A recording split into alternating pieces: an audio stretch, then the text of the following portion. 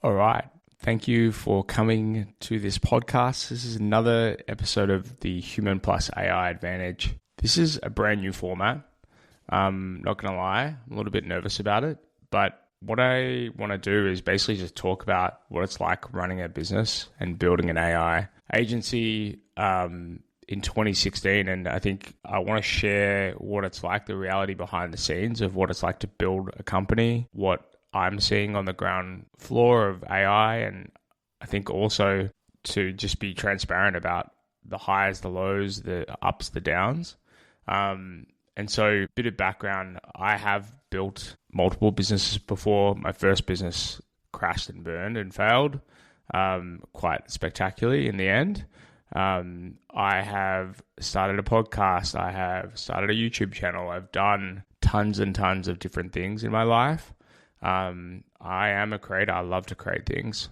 I think that one of the key things that I've learned so far is that when you're building anything in life, you're accruing skills, right? And I think that that's one thing that I've held on to with this business, especially, that it's not a linear process. You don't go from zero to hero instantly, despite what the AFR or other news publications say.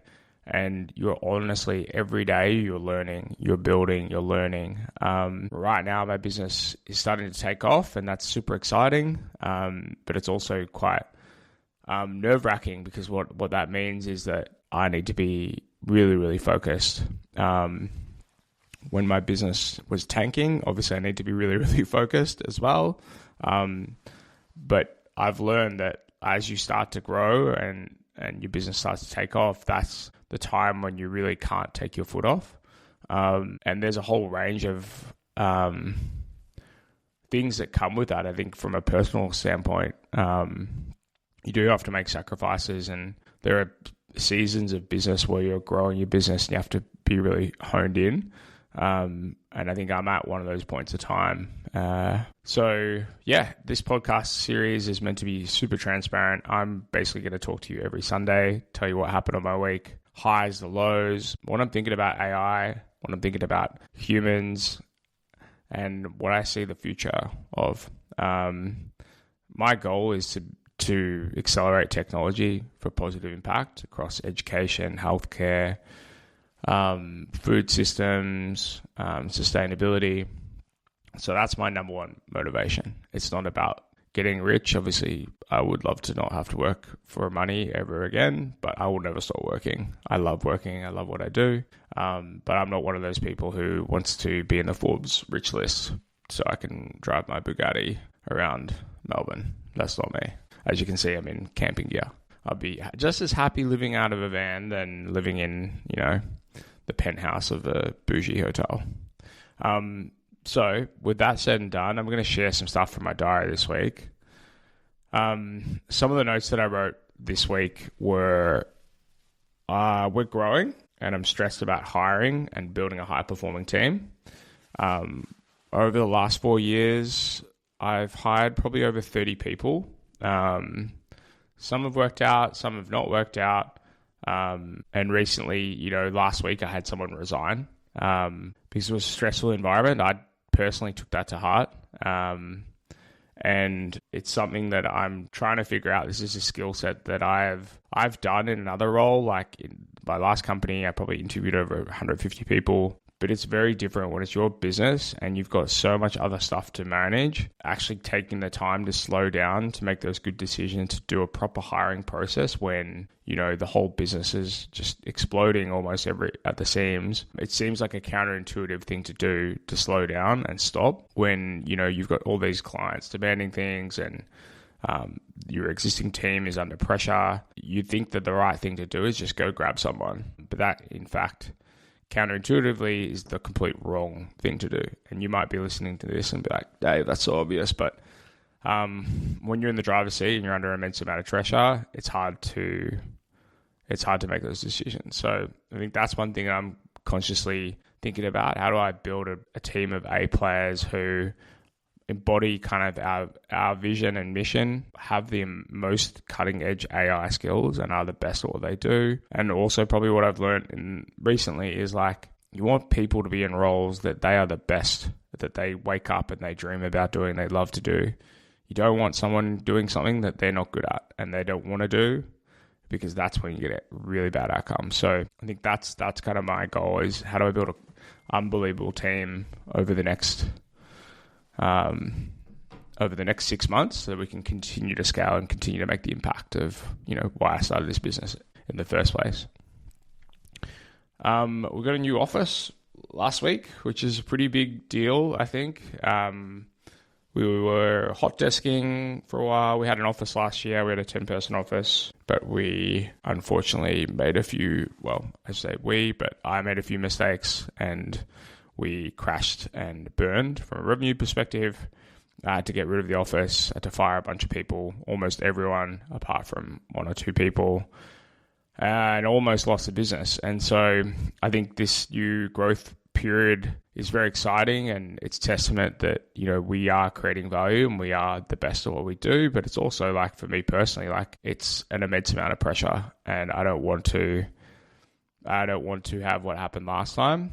So there's a personal fear of, all right, well, we're growing and we're adding all these costs, but how do we do it in a way that we don't, lose the footing beneath us? And I think, there's a lot of things that I've learned from that previous time, which is, to be honest, one of the hardest times I've had running any business or even in my professional career. That's kind of on my mind. But it also brings a lot of opportunity, like the conversations we could have in the office together as a team, the things that we can build together. Like I can already see that it's going to create a lot of value for us. And will create a ton of impact. Shout out to the Commons, we love working in the Commons, love the place. I was thinking about this week, I wrote it down, was that I personally just get to work with the most incredible, smartest, high-performing business leaders in Australia Pacific. And like, for me, I've covered this on one of the early podcasts, but I didn't do well in school.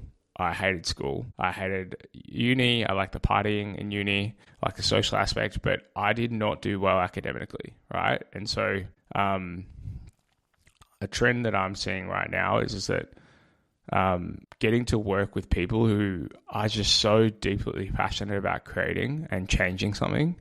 It doesn't matter what your background is or where you've come from. And I think that, to me, is like so humbling to get to work with these people every day. I don't think that I could have, in my wildest dreams, ever imagined that I'd be in the position where I'm working with CEOs and chief operating officers and, founders who've started, multi-$100 million businesses. Like, I didn't think that was a career path for me or an option for me. So I am absolutely grateful, and I think a lot of gratitude that I get to learn from these people. I get to co-create with these people, and we get to build some really fucking cool stuff that's gonna have a real world impact, and it's pretty exciting. So that's kind of a big thing. I think in the same side as well, like, I get to hire people who are just incredible, like. And so I get all the risk, right? That was kind of thing that I mentioned before that I'm nervous about, but I also get all the upside. I get to create this company to be the company that I want it to be. And I have very high standards for myself and what we're trying to achieve. So yeah, that's super exciting to me. Another point that I wrote down in my diary this week was a lot of people, especially at the start of the year late last year, we had some huge issues with the business, and I'm happy to own all of those issues.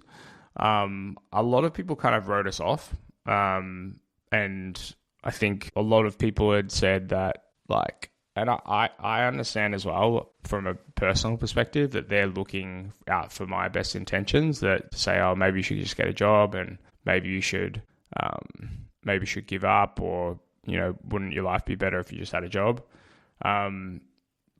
a lot of, and outside of that as well, just on the news, like services businesses are dead. Services businesses are completely dead. You should just give up now. What you're building is a waste of time. And I'd just like to tell those people that you're unfortunately wrong, because in fact, the opposite is happening. And that I see Lightning Ventures as being electricians, right? When the start of electricity has been created. And so even though everyone is now a self-proclaimed AI expert, I think that what's going to happen is that's going to settle, and people are going to look for quality. And if we're building a quality team and a quality product and a quality outcome, that will always rise to the top.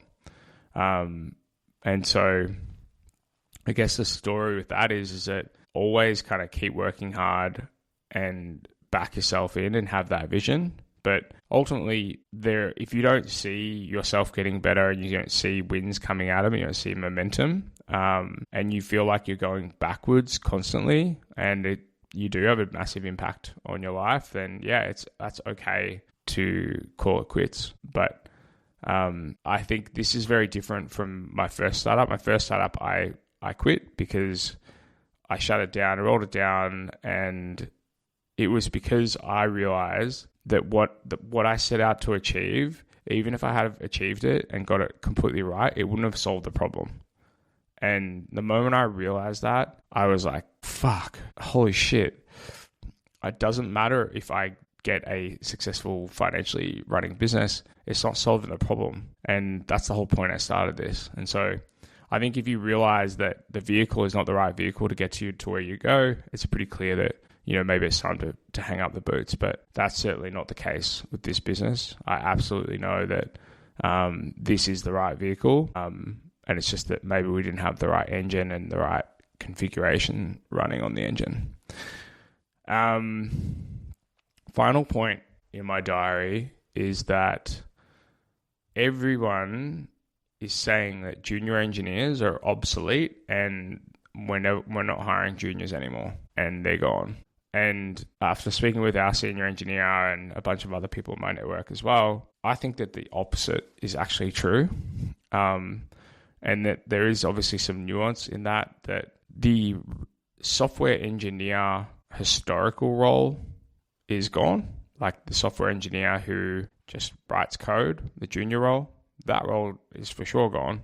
But that role is also gone for seniors as well. But a junior engineer who is an expert in Claude and is AI native, companies can't hire enough of those, right? And so I think what we're seeing is already there's a shift.